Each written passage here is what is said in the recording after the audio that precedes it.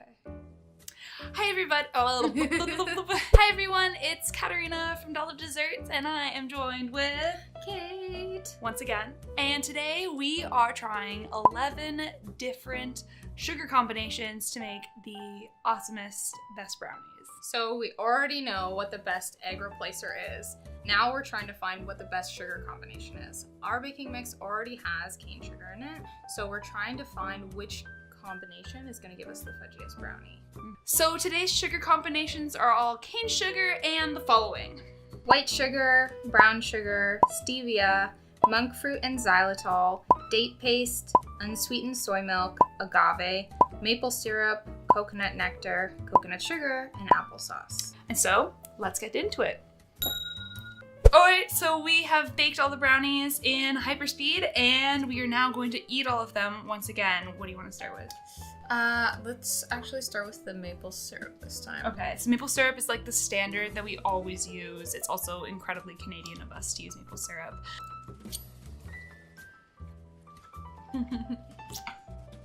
Oh my gosh, so good. It's got this super fudgy flavor or texture. Taste is on point. You can't taste any maple syrup at all. No.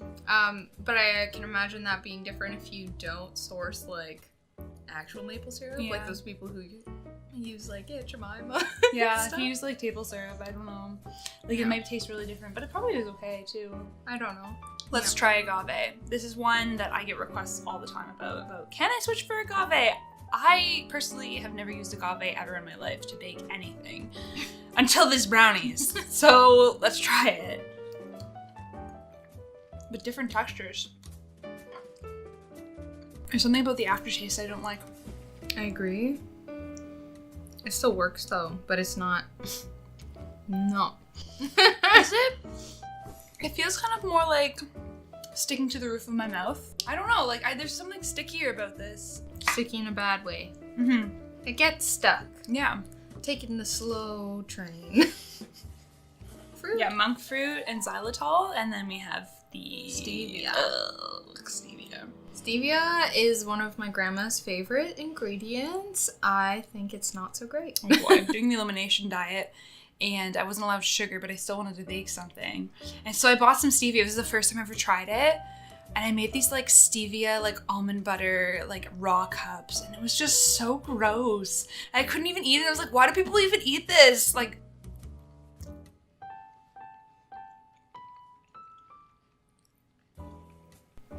it's nice. I'm surprised. Well, wait for the aftertaste, the stevia aftertaste. What if it cooked out? Yeah, it's not there. When I tried the batter, I could taste that stevia aftertaste. It was like literally all over my mouth. Anybody who's had stevia before, you know what I'm talking about. These are really cakey and really nice.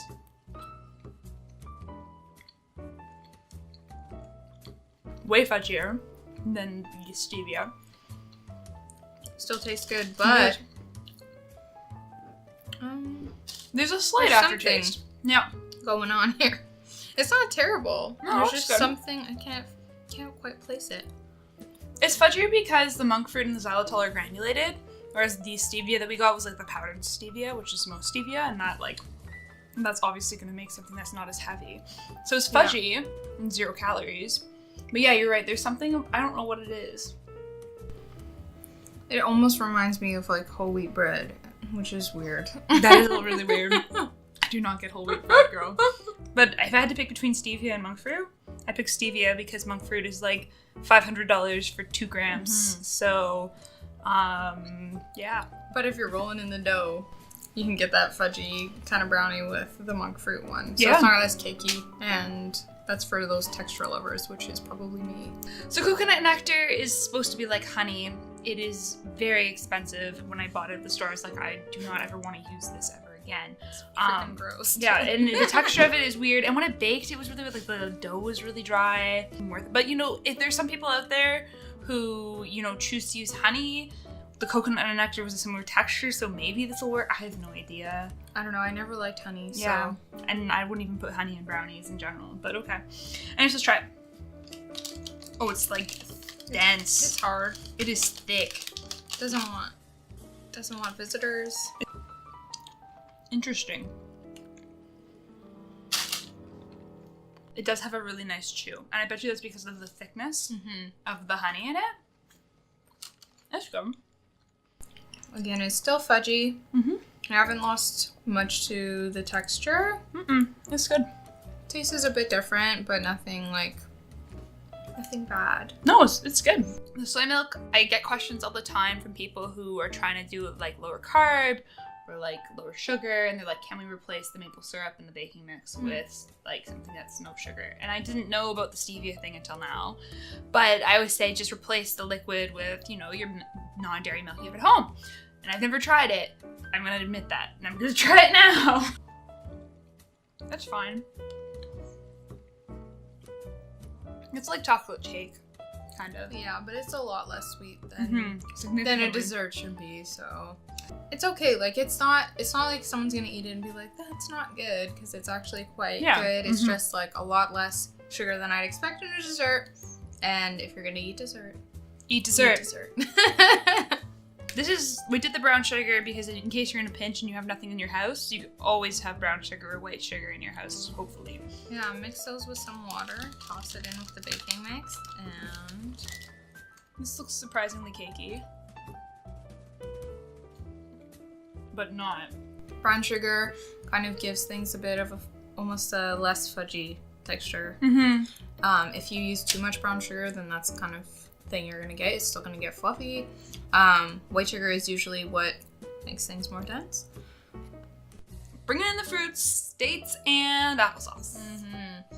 Applesauce actually was included in our egg video, and it was like pretty good, but it tasted like applesauce. Yeah, you can taste it a little bit. So I'm hoping like now, since it's just for the additional sugar, that won't happen. Yeah, maybe. It's really cakey, like compared to, like, it rose a lot more than the rest of the brownies. Yeah, it definitely looks more like a cake, less like a brownie, but we will see.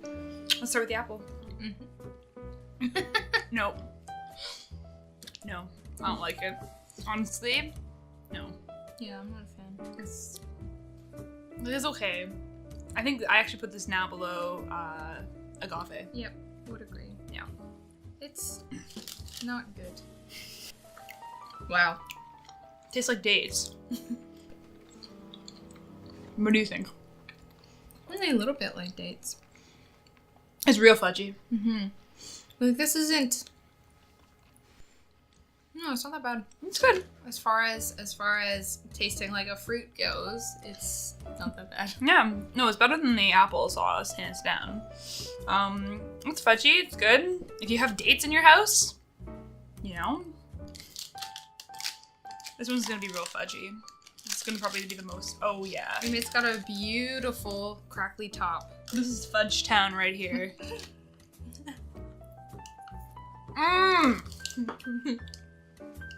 Oh my god. That's the best one. Delicious. So good. You can't go wrong. You can't go wrong with cane sugar. Straight up, refined. Just make sure it's vegan. Make sure you get the bone char free stuff. And that's our official ranking of all of the wonderful brownies and their sugars. Thank you so much for watching, and I hope that you learned something to improve the baking that you do in your house. If you like this video and want to see more of Dollop Desserts and more of the lovely Cait here, please hit that subscribe button so you can stay up to date with everything Dollop Desserts and Cait. If you have any other sugars that you like to use in brownies or disagree completely with this ranking, we would love to hear about it. Please comment below. Or share with us on Instagram or Facebook at Dollop Desserts Baking so we can see and, you know, start a conversation about what sugar really is the king. For sure. And that's about it. Thank you so much, guys.